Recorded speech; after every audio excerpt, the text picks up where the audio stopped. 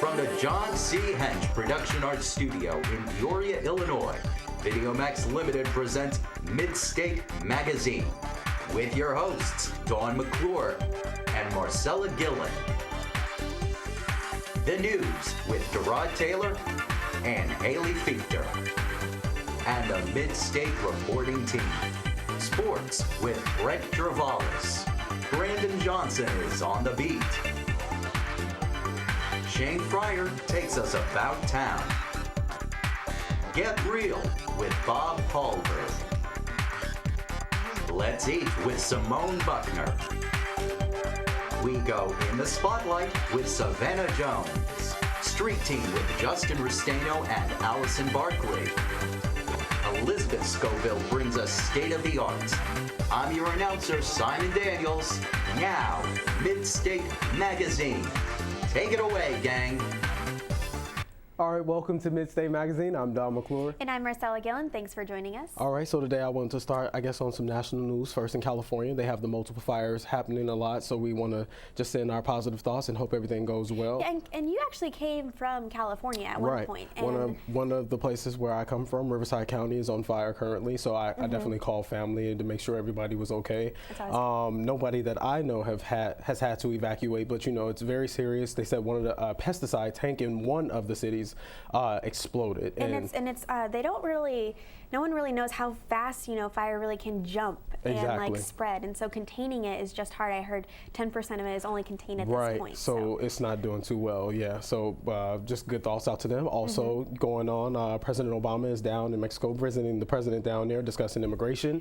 Yep. And also they are talking about how to keep the economies going because we trade a lot with each other. Right, and I think it's great that they're collaborating because I think it's a transnational problem between two countries. So they have a few proposals on the board to deal with immigration policy, and so hopefully all this talk will eventually bring about actual Exactly, but reform. Also, some other big news. We have Miss Tammy Lane who came down to visit Midstate Magazine, and we all got to meet Oscar, the nice trophy, and right? a couple of us were able to hold and touch the actual. How heavy it is, right? I heard the students say it was glorious. And she won for Chronicles of Narnia, so it was an exciting that is so experience. Neat. Absolutely. Yes. So I mean, as Bradley alum. Yes, I mean it's amazing to get to see a person from Peoria, local, who has made it so big and is so accomplished. I think she's an inspiration for all of us. And she's very humble. It's amazing. Right. She was just talking with ease and talking to everybody and inspiring and a couple of the actual local Peoria news stations came in to further conduct interviews. Which is amazing, but there's a lot that's been happening down in the area.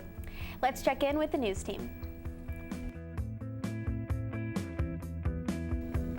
Good evening, I'm Gerard Taylor. And I'm Haley Fichter.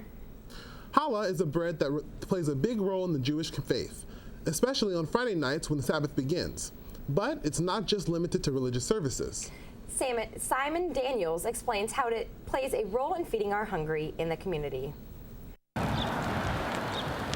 At first glance, this doesn't look like a battleground. This might be closer to 4. Up close at Hillel is strategy. It's just so much faster. One flower at a time. Called Challah for Hunger, Hillel, a Jewish student group at Bradley, is selling challah to benefit the Peoria Area Food Bank. Jessica Rubin said that the idea came from Chicagoland. It was originally created at Northwestern University, and the second I heard about it, I knew I wanted to do it. Morgan Prestige, a University of Illinois grad and volunteer, is no stranger to Challah for Hunger. We had done it maybe once or twice, but I was never part of the baking part of it. I had just heard about it. In the short time it's been here, the reception for Challah for Hunger has warmed Rubin's heart. The results are phenomenal. I have some regular people that come make it. I have people that come in and out who can stay for maybe 3 hours, who can stay only for half an hour. The type of challah that Challah for Hunger provides does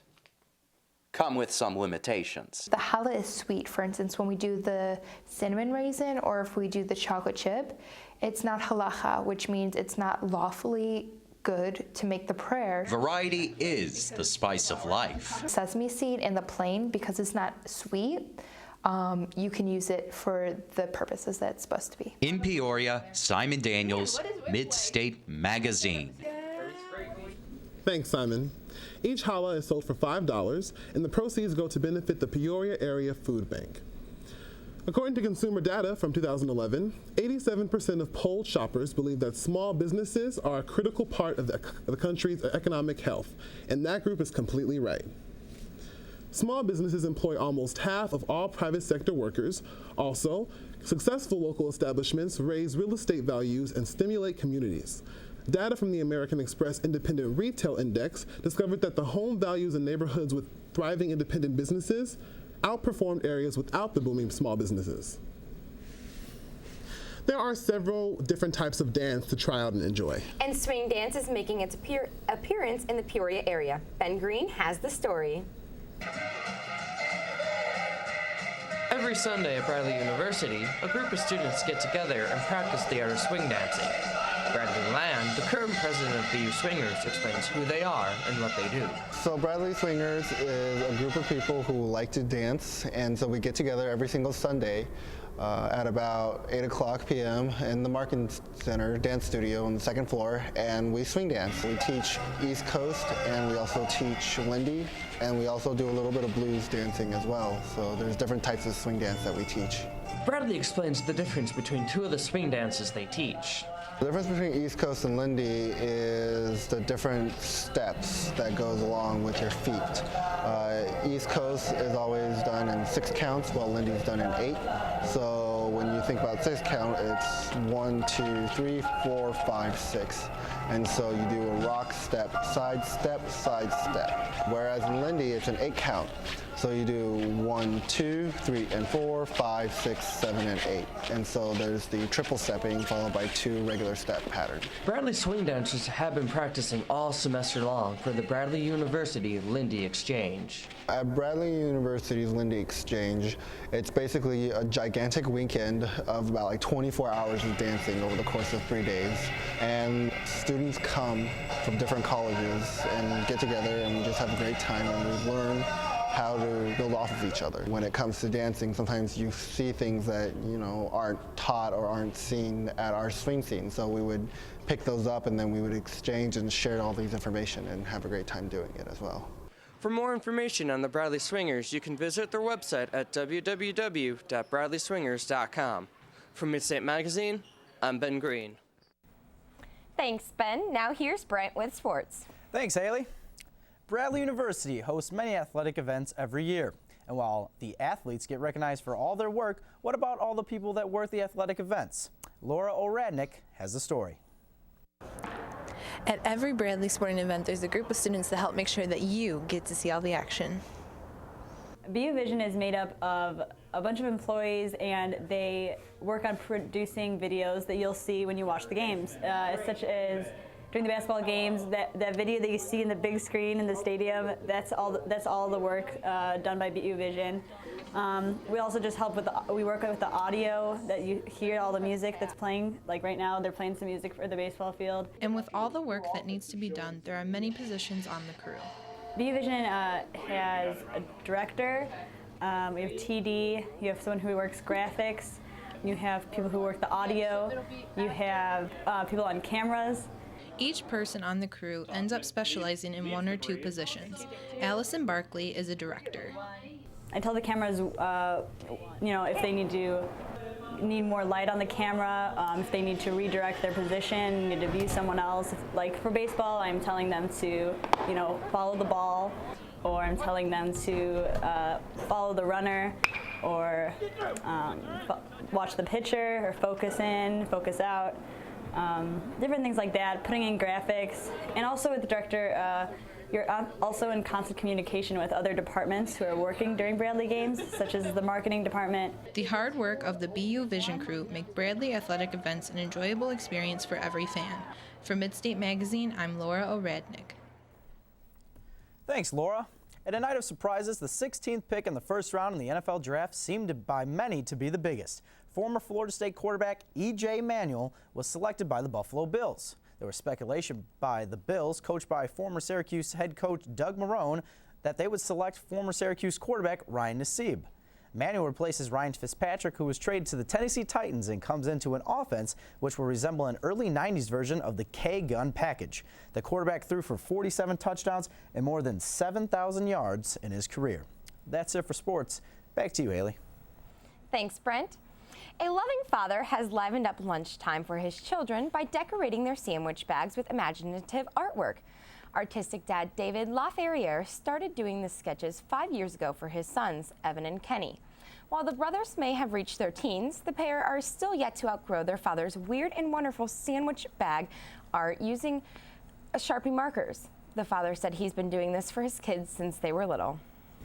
My parents never did that for me. No Father Picasso in my block. Yeah, it's kind of cool though. Well, that's it for the news. I'm Brent Travalis. I'm Durad Taylor. And I'm Haley Fichter. Have a great night and join us next week.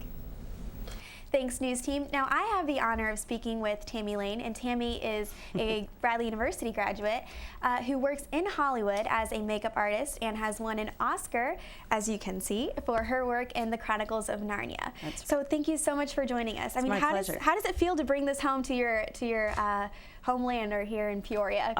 Well, it's quite the honor. I mean, it's still. I mean, this happened 7 years ago, and recently, you know, I was on the flip side of winning. I was on the losing end, but it's still an incredible honor within one lifetime to be recognized twice. Absolutely. So yeah, and I know you were also nominated in your work for The Hobbit as well, and so you're obviously getting that recognition that everyone dreams of. And so can you tell us what it's like working on set and doing behind the scenes stuff, and then eventually seeing your work on TV on the big screen? Yeah, well, but the behind the scenes is when you see a movie, you know, you don't actually think of the people behind the scene. Right. There's a whole nother culture that happens, and it's funny, if you see a movie about the making of a movie, it's still kind of not right because Really? it's so chaotic. It only captures 1 second. There's just so many people involved, even on the smallest productions. I mean, to create one thing for the movie, and so when you see the movie, that it could be totally different from your experience. And wow. I actually honestly have to say, is I've worked on some stinker movies, so you kind of have to put your love into the work and not pay attention to the final product. But it's always so much more exciting to when you see something that you worked on that you're really proud of. Okay, and where do you get your inspiration? Do you share the same image or with the producers of it, or do they kind of let you freelance? And well, I work with a lot of different people, and from when I come into it, I'm usually you know, the person executing on set. So a design process has been in the works before I'm even hired most times. So it's, you know, it's really a great thrill to be able to execute and make the people that worked on it before very proud of what the work is on the screen. Oh my gosh, thank you so much for giving this insight. And thanks for coming, Tammy. Next up is a story that's kind of thrilling and kind of scary regarding skydiving, and Bailey takes us up high with Skydive Chicago.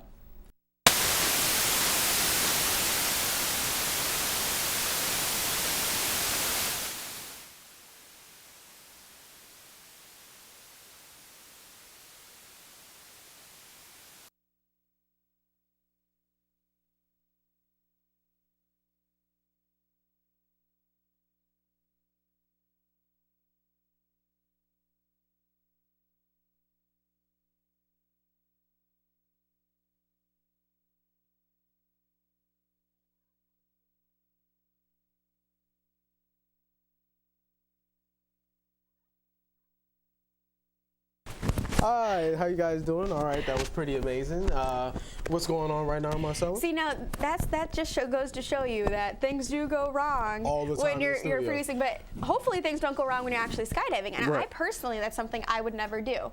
I heard that you actually get pushed off out of the plane. Right, they just kind of force you out there, but sometimes that's how life does you. You just get forced into life and you just go freelance. I want to do it. But you don't always do have the safety net parachute in life. But that can also go wrong too. That was an amazing interview you also did right now, and get to meet Oscar, you know, Oscar trophy. I know, I was so scared to even touch it, you know. It's just it's so glamorous just to have and looking at it. Quite an honor. Yes, but to bring it to Illinois, actually we have a lot going on in Illinois. Right now they are talking about passing a bill to try to ban smoking from all colleges in Illinois. Well, within the actual campus area, because it used to be, you know, just 15 feet from a building, and now it just incorporates all of campus. Even if you're in a parking lot. So they're saying if you are sitting in a parking lot, you can't even be in a parking lot on campus anywhere. As a non-smoker, I appreciate that, because one of my pet peeves is walking behind somebody who's smoking, because then you catch all of their secondhand smoke. Well, the real question is, they're saying, is it really that necessary to put people way off campus where they have to go that far? Yeah, that is a concern, Yes, and also in Illinois right now. They're talking about moving up the retirement rate for people. Pension reform. Right, there you go. Yeah, what do you think about that? So I think it's a step in the right direction to kind of deal with our financial crisis the state of Illinois is in. So I know it passed the House, so it's off to the Senate for consideration. And, and hopefully, you know, a lot of this has always been so much just talk. Right. But I think I'm so glad that we actually have something to work off of now. Right. I mean, it affects us directly. We are within our, you know, coming to working. By the time we get into the workforce, we're probably going to be retiring at age 80. You know, minimal. You know, knock on wood, but let's see how that goes. Also going on in Illinois right now, down at ISU, more locally, they're holding like safety motorcycle classes. Yes, because a lot of the times it's not the actual motorcyclist who is whose fault it is when he gets in an accident. A lot of the times it's, I didn't see him, you know, so they're encouraging him to wear bright colors, you know, like maybe take some back roads to get more comfortable with your driving skills and always be cautious. And this is to all our motorcyclists, even our director, you know, Dr. Bob. We want to make sure he is safe out there. Harley rider, I got to see him yesterday for the first time on a bike. It's been so long that I've been around and I never got to see him. Oh, he gave you a ride, did he? No, he did not give me a ride. I got to see him on his motorcycle and he looked pretty cool. Yeah, you know, he's one of those, he's actually done a couple of cross-country rides, so. That's right. You know, he gets around on that bike. Hopefully he wears his helmet and is safe so we can come back and continue. Maybe we can convince him to give Oscar the trophy a ride or something like that, right? I'm sure he would love that. So. Right. It's just been an amazing experience being out here. All right, so summer movies are starting to appear in the movie theaters. Let's see what Bob found with Get Real. Hey there, I'm Bob Parlberg, and this is Get Real. As we approach the summer movie season, the film industry is starting to warm us up for some big summer pictures. And this week I take a look at one of those movies, Oblivion. In this post-apocalyptic movie, Tom Cruise plays Jack Harper, an astronaut in the future whose job it is to repair drones that protect the last traces of human technology on Earth. The sets of this film are creative and very diverse, not to mention some excellent CGI work and a feeling like the audience member is actually seeing things through the eyes of Jack. An action movie such as this also involves some intense stunt work, all of which Cruise performs himself. You know, the physicality of a character comes through, and that you can put the camera in places where you may not necessarily be able to put it there if I don't do the stunt. And it's also, if it's character, you know, and it's storytelling, then we do it. And we design the things around me. I don't do it just to do it, just to do a stunt.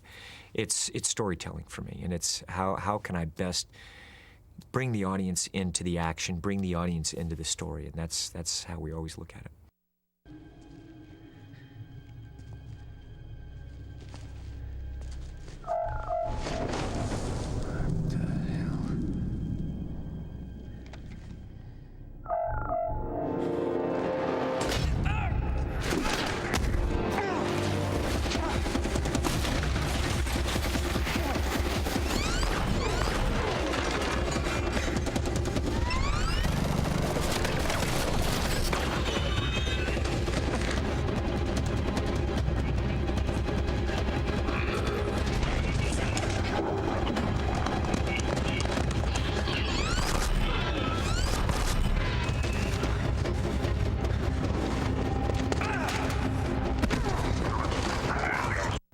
I give Oblivion 3 out of 5 stars, and it really is a movie to get us warmed up for this summer movie season. Well, that's all for this week. I'm Bob Parlberg, and I've seen it, so I mean it. All right, thanks, Bob. So locally in Illinois right now, or in Peoria, I should say, we had the Easter Seals, you were saying? Yeah, the Easter Seals put on an annual fashion show, and so they were hoping to raise $30,000 for the event for the great cause, and they actually had quite the performance because a group called the Penguin Project performed songs from Disney, like the Little Mermaid for the kids, and everyone joined in and had a really great time. So I think that's for a great cause, and hopefully, you know, this continues to be an annual event to raise money for that. No, it's amazing. Also happening quite close to us, and they are opening up. I think Easter Seals is involved with this one as well, where they're opening up an autistic school for young children to help young children develop the skills so they can participate when they get older, like in middle school and high school. So and I think that's great because autistic children really are so intellectual. They just, you know, cannot connect with the social aspect of the real world. Which is the whole point of the school, which is absolutely absolutely amazing. And I was on the speech team with, and I got to meet a girl's sister who has autism, and you know, she's just absolutely fascinating when we get to see her. Oh my and speaking, gosh, yes. you know, in the speech team, they got to perform around Bradley's campus, and they even put on performances for some of the local residents around here with like impromptu speaking on topics in the world. And with impromptu speaking, we have an impromptu comedy Barbecue theme. Kittens. So yeah, we're combining comedy and impromptu. Exactly. So Liz always has fun talent to share with us. Let's check in with her and see who she has in her studio this week. Hello, welcome to State of the Arts. I'm your host, Elizabeth Scoville. Today on the show, I have Barbecue Kitten. Barbecue Kitten is Bradley University's improv troupe. They perform at school and in the area, making people laugh with their quirky games and creative sketches. With me now is Barbecue Kitten President, Ross Cochran. Hi, Ross. Thanks for coming. No problem, Liz. How are you? I'm good. How are you? I'm doing well. Good. So, tell me, how did Barbecue Kitten get started? Well, there was a deep void of laughter on Bradley University's campus in the early 2000s. So they started an improv troupe called Barbecue Kitten in 2003. And the idea was just anyone can come, anyone can play. So if you do humor, if you are a theater major and you tell jokes for a living, you can come play. If you're an accountant and you're sad, you can come tell jokes and play. So it's very open. We have open rehearsals and closed rehearsals, and then we put on shows. So tell me what improv is like in the context of Barbecue Kitten. It's comedic as opposed to dramatic. How does it work? It's like Whose Line Is It Anyway? And that meets sort of comedy sports. So at least this year we're very high energy as opposed to previous years. So it's very comedic. It's short-formed improv games. So it's all about condensing as much of a crazy world into as short a time as possible, all controlled by a whistle. A whistle, and a host has the whistle, and I see that changes up with the game and with the personality type. What has been one of the biggest challenges as a Kitten member? Probably just knowing when to stop. Because it's so much fun to just hang out and tell jokes, and knowing when, hey, that's too much, or hey, the audience is uncomfortable now, things like that, and my role as president, knowing where to put people into games and where not to. Well, that sounds like quite the responsibility, and I hope it's been fun for you. But, it has. So you're going to play a game today. Yes. You have 3 people here, and it's called 2-line vocabulary. How does it work? And I know you need a poll from me as an audience member. So what do you need? So the game's called 2-line vocabulary. The way the game works is that we're going to have one kitten who can speak freely, can say whatever lines that she wants to, and then there's going to be 2 kittens who are restricted to just 2 lines all the time, no matter what. Okay. So they're going to be doing that for us. So what I need from you is 4 lines of dialogue. Okay. Where did you get that? Where did you get that? I don't think that fits. I don't think that fits. Great. Seegers. That is going to be Jake's lines. Okay. Where did you get that? And I don't think that fits. Okay. Today is not my day. Today's not my day. It's true. And if I could, I would. If I could, I would. Anson, today is not my day, and if I could, I would. Taylor's a straight character. The name of the game is 2-line vocab.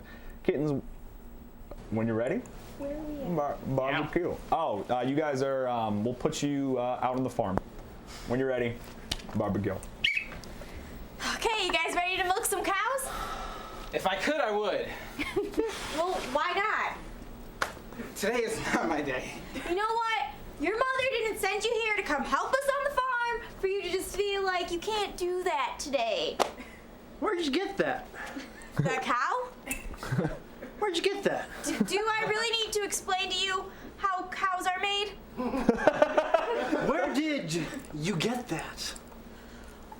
You know what? How about you go back to biology class? They'll explain it to you there. If you're ready, I don't think that fits. That is not my job to explain that to you. Here, come on, let's get down. Today is not my day. Where'd you get that? Get what, him? I don't know. His mother sent him here. I'm really here. This is like a tough love boot camp. Well, if I could, I would. If you could what? If I could, I would. Well, what's stopping you? Today is not my day. You know what? I'm tired of hearing this. Get down. We're gonna just try this. Today is not my day. You know what? This is Bessie's day. We're here for Bessie. We're here to milk her. Where did you get this? Do I really need to explain to you how Today is not my day. Okay, you know what? You know what? Where'd you get You this? guys need to calm down. Like I said, we're here If for I Cassie. could, I would. Hey, you know what? Guys, put your hands on the cow. On the cow. See, now don't we all feel better? Today is not my day. Are you sure? Today is not my day. Okay. Well, see, these are the udders. And now we're going to take one hand. Really? If I could, I would. Now I understand why your mother sent you here. Today is not my day. I don't think this fits. I understand the constraints of the game now. Yes. Well, hey, they did a very good job, They did. and you've been a pleasure having on the show. Thank you so much. Thank you for watching. That's all the time we have for this week. For State of the Arts, I'm Elizabeth Scoville. Thanks so much, Lizzie. So here in the local Peoria area, just to kind of briefly cover up that the floods are receding. So we got a lot of even national attention for this. Right, So and I mean, American Red Cross has obviously come in to help a lot of people, and with the floods receding, people are now starting to pick themselves up and get their they homes back actually in order. released a statement saying that they're starting to see the transition from, being able to supply them with meals and food to more of like cleaning products and trying to kind of clean up the aftermath of all of this. And You know, so that's the good. best thing I think that came after this tragedy has happened for a lot of people is the fact that you have seen a lot of people band together and help each other, and that's always awesome to see. And I think what's great about Peoria is it has the small hometown root values in a big city context. So you still get everybody coming together in a time of crisis to help out neighbors and a lot of local businesses and doing what they can to pitch in and help. Right. So. But overall, it's amazing to see people doing well. But also, what we want to do is first, of overall of everything of this show, thank Tammy Lane for coming in and us getting to meet Oscar, because that was amazing. And she's such a personal, humble person. Right, and I think that's the reason, she's so successful in life. Hard worker and always counting their blessings and treating others with respect. Amazing, amazing work that I could never imagine doing. But I mean, I can only imagine the hours and hours that it goes in to put into the makeup and everything. Oh my gosh. And it was such a treat having her here, because this is like our last show for Midstate, right now. So it's kind of bittersweet, but I mean, I'm on a high right now because I got to meet Oscar. That's amazing. Right? Seriously, I'm gonna go and take pictures and everything with Oscar. I'm hoping I don't annoy her. Oh, Don, you would never annoy anybody. Don't worry. Is that some sarcasm? No, not at all. No, great guy. No, I'd recommend you to all my friends. It has been a pleasure hosting with you. Seriously, thank you, everybody, and thank you to all the Midstate crew. That's all the time we have this week. I'm Don McClure. And I'm Marcella Gillen. Have a great night and join us next week.